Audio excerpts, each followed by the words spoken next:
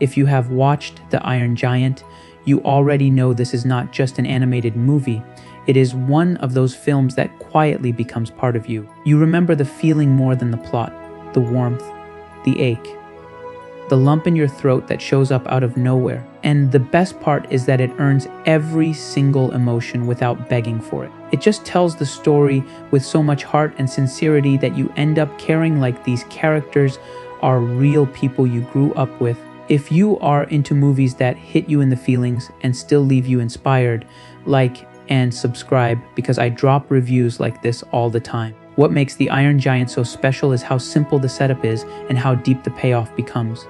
A kid in a small town, a mysterious giant metal visitor from the sky, a friendship that starts as curiosity and turns into genuine love. That sounds like it could be a basic family movie on paper, but the story uses that simplicity like a trapdoor. It gets you comfortable, it makes you laugh, it gives you cozy moments. Then it hits you with themes about fear, identity, and choice that feel bigger than the screen. Hogarth is such a great main character because he feels like a real kid, curious, impulsive, lonely in that quiet way, and hungry for something to believe in. His relationship with his mom feels lived in. She is working hard trying to keep life stable, and he is a kid with a big imagination and too much energy for a town that does not fully understand him. That dynamic gives the story grounding from the start. You believe their life, so when something extraordinary enters it, you feel the contrast. Then the giant arrives, and the movie nails that first contact energy. The giant is huge, strange, and potentially terrifying, but the script chooses wonder first. The early scenes play like discovery and confusion rather than instant violence. It is that perfect mix of tension and curiosity, and once the friendship begins, the movie becomes pure magic. Watching Hogarth teach the giant words, basic concepts, and how the world works is not only adorable, it is meaningful. It is literally showing a being learning what it means to be alive. You feel that innocence in every small moment. The giant is powerful, but he is also childlike in the way he experiences everything for the first time. And that is where the film becomes quietly brilliant. The giant is not written as a tool or a gimmick. He is written like a person discovering his own identity. He does not fully know what he is. He does not remember his origin. He is learning through Hogarth. And that is exactly why the Superman thread hits so hard. Hogarth is not just showing him comic book heroes for fun. He is giving him a model for who he can be. The story basically says your origin does not define you. Your choices do. And for an animated movie to deliver that message with this much clarity and emotional force is honestly insane. Dean is another huge reason this film works. He is funny, warm, and he brings that creative outsider energy that makes the world feel bigger. The way he talks to Hogarth, the way he refuses to let the town define who the kid is, and the way he slowly becomes part of this found family vibe is just so satisfying. Dean also gives the movie humor at exactly the right moments, not forced jokes, real jokes. The kind that release tension without breaking the emotional flow. He is one of those supporting characters that makes you smile every time he shows up. Now add in Kent Mansley, and you get the perfect contrast. He is paranoia with a suit on. He is the Cold War in human form, walking around the town like every shadow is a threat. But the thing is, the script uses him to make the themes sharper. Kent is not just a villain. He is a representation of fear. Fear that does not want to understand. Fear that only wants to control. Fear that would rather destroy something unknown than risk being vulnerable. That tension is what gives the story weight. It is not simply a boy and a robot. It is a boy trying to protect goodness in a world that is trained to shoot first. The Cold War backdrop is handled so well because it never feels like a history lecture. It feels like mood, the fear of invasion, the obsession with weapons, the idea that anything unfamiliar must be an enemy.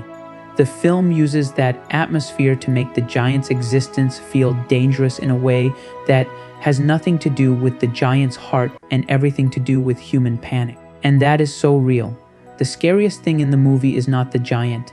It is what people do when they are afraid. There is also something deeply satisfying about how the movie balances softness and power. The giant is gentle, curious, and lovable, but he is also capable of terrifying destruction if triggered.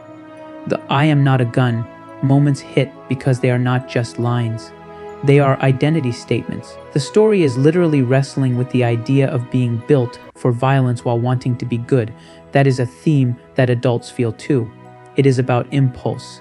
It is about anger. It is about what happens when the world labels you as a threat and you are trying to prove you are not. The film manages to make that relatable without ever getting preachy. And the emotional build is perfect. It starts with friendship and fun. Then it moves into secrecy and rising pressure. Then it escalates into public fear, military response, and the nightmare scenario of misunderstanding turning into catastrophe. The movie keeps tightening the screws, but it never loses its soul. Even when things get intense, the heart stays in the center. Hogarth is not a passive kid. He is actively choosing compassion. He is actively choosing to believe in the giant. He is actively choosing to fight for a gentler outcome. That is the heroism, not punching something, choosing mercy. If you have already seen this film, you probably know the exact moments that live in your head forever. The quiet talks, the little jokes, the way the giant looks at Hogarth like, "You are my person." The way the town suddenly becomes very small when the stakes become huge. And then that ending. The ending is legendary for a reason. It is not emotional manipulation, it is emotional truth. It is a sacrifice that feels earned, and it is tied directly to the film's core idea. You are what you choose to be. The giant choosing to be a hero is not just a plot beat. It is the entire story completing itself, and the reason fans love The Iron Giant so much is that it respects the audience. It does not talk down to kids. It does not water down the themes. It trusts that you can handle complex feelings. It trusts that you can cry and still leave the movie feeling inspired rather than crushed. It gives you sadness, but it also gives you hope. It says that goodness matters, that empathy matters, that one person believing in you can change what you become. That is why people return to it. It is comfort and catharsis in the same package. Even on a rewatch, the film feels better because you notice how carefully it is written. You notice how early it plants the themes of choice and fear. You notice how the humor is timed to make the emotional punches land harder. You notice how the giant is framed like a child learning morals, not like a machine being programmed. You notice how the story is never really about aliens or robots. It is about humanity, about the best and worst things we do when something new appears in our world. So yeah, if you already love this movie, you are not overhyping it. The Iron Giant deserves its reputation. It is heartfelt, funny, beautifully constructed, and it hits that rare sweet spot where a family film can make you feel like a kid again and still speak directly to your adult brain. By the time the credits roll, I am sitting around an 8.5 out of 10 on it, and in my book that makes it an easy must-watch, not just for animation fans, but for anyone who likes stories that leave you softer than you were before you press play.